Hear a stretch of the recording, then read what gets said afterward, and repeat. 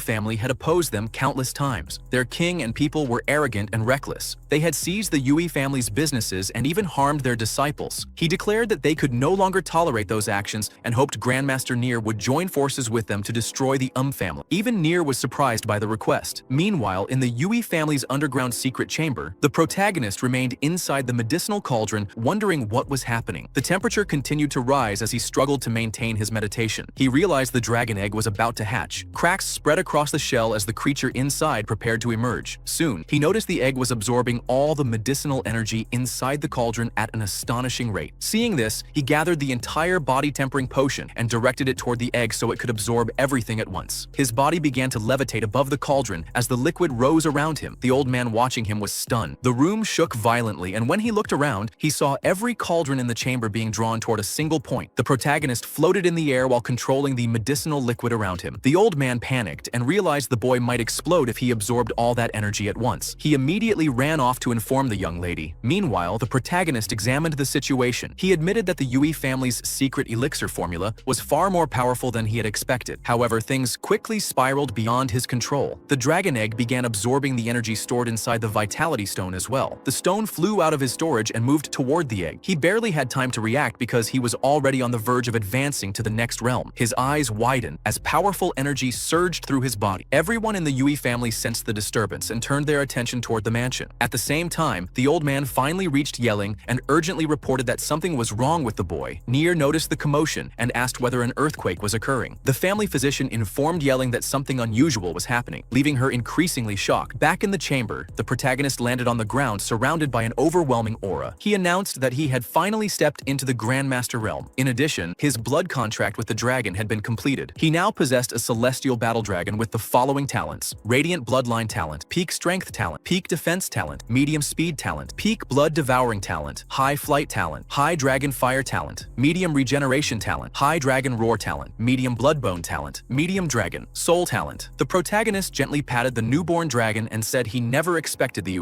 dragon egg to hatch. The little dragon responded in its own language, repeatedly telling him it was hungry. Although he understood the meaning, he wondered what he should feed it. He considered elixirs or monster meat. Since the dragon had hatched after consuming the Vitality Stone's energy, he assumed it probably fed on such treasures. Reluctantly, he accepted that the Vitality Stone was gone and took out a Mana Stone instead. The moment he tossed it forward, the dragon instantly appeared beside it, grabbed it, and crushed it in a single bite. The protagonist was stunned. The dragon had effortlessly shattered a treasure comparable to a Vitality Stone. After eating, the little dragon happily flew around, clearly satisfied. The protagonist quickly realized that feeding this creature would be incredibly expensive. Moments later, the dragon opened its mouth and demanded more. The protagonist was speechless. It had already finished the first stone. He estimated that even the entire Vitality Stone mine would only be enough to feed the dragon for a few days. Still, he pulled out another stone and fed it. Then he began wondering about the dragon's actual strength. Based on human standards, was it equivalent to a great martial warrior or perhaps a grandmaster? If it was already as strong as a grandmaster while still this small, he could not imagine how powerful it would become when fully grown. Just then, Yeling burst into the room and shouted, "Yetion!" The protagonist noticed it was Yeling and looked back at her with some suspicion. He thought the little dragon was far from ordinary. To avoid unnecessary trouble, he decided it would be safer to keep it hidden inside his storage space. Without wasting time, he stored the dragon away. Yeling rushed in, shouting Yetion's name. She warned him that absorbing so many elixirs at once could kill him. However, the moment she entered and saw him, she froze in shock. He had already become a grandmaster. The protagonist casually put on his shirt while she stared in disbelief. She explained that he had absorbed the equivalent of 2 days' worth of medicine, including the contents of 4 entire jars. She continued complaining, saying that any great martial warrior who tried something like that would have exploded from the overwhelming energy. The fact that he was completely fine and had even advanced to the next realm was beyond reason. She immediately demanded an explanation and asked what method he had used. The protagonist simply shrugged and said that perhaps he was just extremely talented. Yeling refused to believe that answer and angrily told him to stop pretending and tell her the truth. He avoided the question. He could not reveal the existence of his dragon since it had become one of his greatest secrets. As she continued questioning him, the old man suddenly rushed into the room, asking if the boy was all right. Yeling calmly told him there was nothing to worry about. Not only was the protagonist alive, but he had successfully advanced to the Grandmaster realm. The old man was even more shocked. He immediately claimed that the achievement was all thanks to the body-tempering elixir he had prepared and proudly praised his own work. Yeling wanted to interrupt him, but decided not to. She understood that the protagonist likely had secrets he wished to keep, though she continued looking at him suspiciously. She then said that the most important thing now was the upcoming operation against the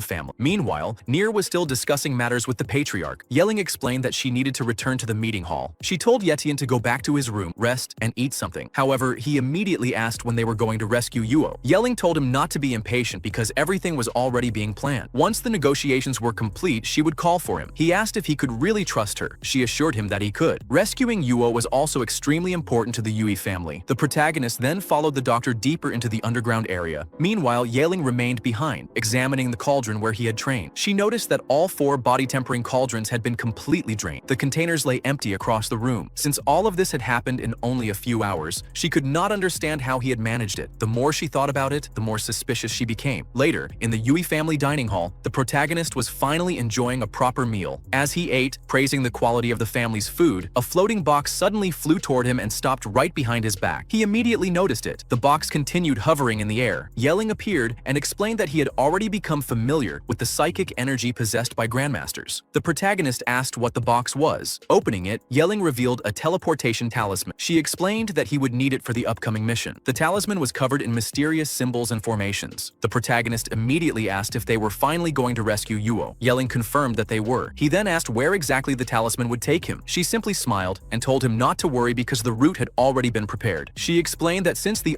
family had tried to lure them into a trap, they would respond in kind. That night, they began their operation. Under the cover of darkness, they arrived at a large Japanese-style compound. 2 guards stood watch outside. One of them approached the other to change shifts. As they chatted, one of them mentioned recent rumors that someone was planning to challenge the family. The other dismissed the idea, pointing out that the territory belonged to a monarch-level expert. Anyone foolish enough to cause trouble there would simply be seeking death. Neither guard noticed the protagonist racing past them at incredible speed. A powerful gust swept through the area, yet they remained unaware of what had happened. The guards continued their conversation as if nothing had occurred. Meanwhile, the protagonist sped through the entire territory. Using his enhanced speed, he leaped across rooftops and carefully observed the layout of the compound. Eventually, he landed near the center of the estate. From there, he activated his spatial perception talent. His senses expanded throughout the entire area like a massive radar. He scanned every building one by one, searching for his sister. After examining the entire compound, he finally located the place where Yuo was being held. Without hesitation, he rushed toward the building. The protagonist was amazed by the capabilities of the Grandmaster realm. His perception had become more than 10 times stronger than before. Moving at full speed, he reached the prison. Meanwhile, deep inside the compound, a monarch-level expert sat quietly meditating. Suddenly, he sensed something unusual. The prey had finally stepped into the trap. At the same time, the protagonist arrived at the prison where his sister was being held. Using his spatial teleportation talent, he passed through the door without making a sound. Inside, the prison looked similar to the underground chamber where he had previously trained. As he examined the area, a massive fist suddenly appeared and nearly struck his head. He barely dodged in time. The punch smashed part of the nearby structure. The protagonist was shocked because his spatial perception had failed to detect the attacker. He wondered whether the enemy had used a special technique to conceal his presence. Before he could think further, another attack followed. This time, it was a powerful knee strike. He raised his forearm and blocked the attack from the enormous warrior. While defending himself, he unleashed his spatial slashes and sent countless cuts toward his opponent. The enemy immediately realized that the protagonist possessed Grandmaster-level psychic energy. He was no ordinary martial warrior. The attacker became visibly nervous. After enduring wave after wave of slashes, the giant finally collapsed. The protagonist sighed in relief. Apparently, the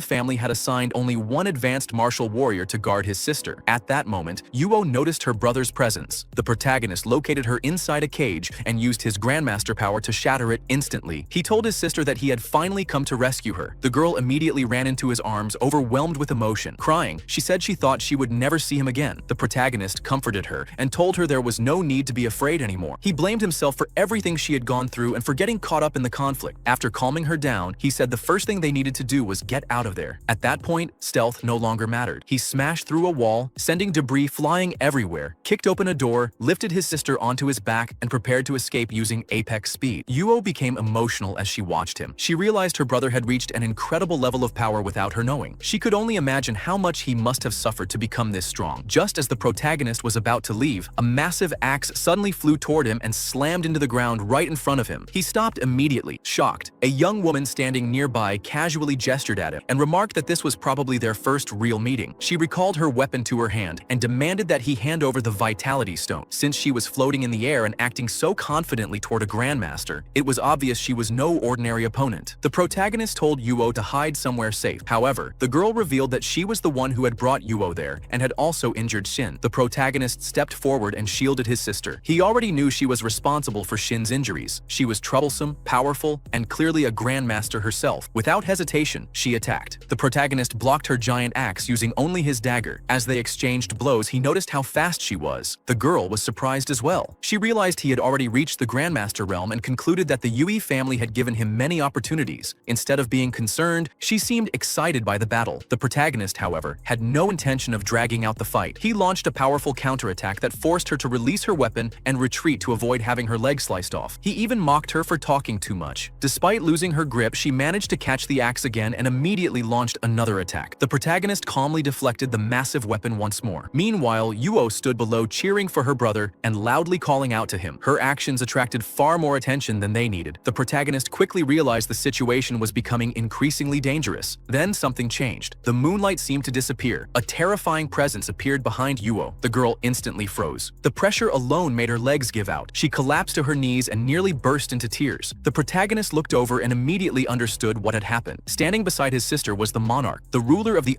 family wore a sinister smile as he stared at her. The protagonist lost focus for a moment. That brief distraction was enough. His opponent's axe grazed his face, leaving him with his first scar. The girl reminded him not to lose focus during a fight. Now furious, the protagonist unleashed his full strength, activating strength. Burst, his arms swelled with power as he delivered a devastating punch. The strike shattered the girl's axe in half. She could hardly believe it. She could not understand how his strength had increased so dramatically in such a short time. For the first time, she realized the situation might be turning against her. The protagonist ignored her and charged directly toward the monarch. Meanwhile, Yuo lay on the ground coughing up blood. The monarch's aura alone was crushing her body. She weakly called out for her brother. Seeing this, Yetian immediately shouted for the monarch to stop. Using spatial teleportation, he instantly moved Yuo away from the oppressive pressure. The monarch remained calm, quietly observing him. The protagonist hurriedly took a healing potion from his storage and told Yuo to hold on. He poured the medicine into her mouth. However, she coughed up both blood and the potion. The protagonist quickly realized the truth. Her internal organs had already been severely damaged. Even wild beast blood was useless in this situation. He had no proper healing medicine with him, and his healing talent could not be used on others. Despair and rage began consuming him. Pointing at the monarch, he demanded to know how someone at the monarch level could use spiritual pressure against an ordinary person. He called him a monster. The monarch ignored the accusation and instead studied him carefully. He found the protagonist increasingly strange. The boy possessed incredible strength, extraordinary speed, and even spatial abilities. With every step the monarch took, the ground cracked beneath his feet. He questioned how someone could possess so many talents at once. For the first time, someone truly recognized how abnormal the protagonist was. After being completely overwhelmed and seeing his sister critically injured, the protagonist found himself cornered. The monarch continued questioning the source of his abilities. Instead of answering, the protagonist pulled out his final trump card. He swore that he would remember this hatred forever. Then he burned a talisman in his hand. A teleportation formation immediately activated beneath him. The protagonist ordered the formation to carry them away as quickly as possible while protecting his unconscious sister. The monarch was genuinely surprised. He had not expected the boy to possess a teleportation seal. Refusing to let him escape so easily, the monarch gathered his power and created a gigantic hand made of spiritual energy. The massive hand shot toward the protagonist. As it closed in, Yetian realized there was nothing he could do. Even so, he glared at the monarch and swore that one day the man would die by his hands. The giant hand crashed into the area where he stood, unleashing a devastating explosion that destroyed a large section of the courtyard. Throughout the compound, guards wondered what was happening as the ground shook like an earthquake. When the dust finally settled, everyone rushed over. The monarch quickly realized that the protagonist had successfully escaped. Despite the destruction, no bodies remained beneath the rubble. The boy and his sister were gone. Soon afterward, the axe-wielding girl approached the monarch and knelt beside him. She warned the family head not to let the boy escape. He possessed the vitality core and numerous powerful talents. If he continued growing stronger, he would eventually become a serious threat to the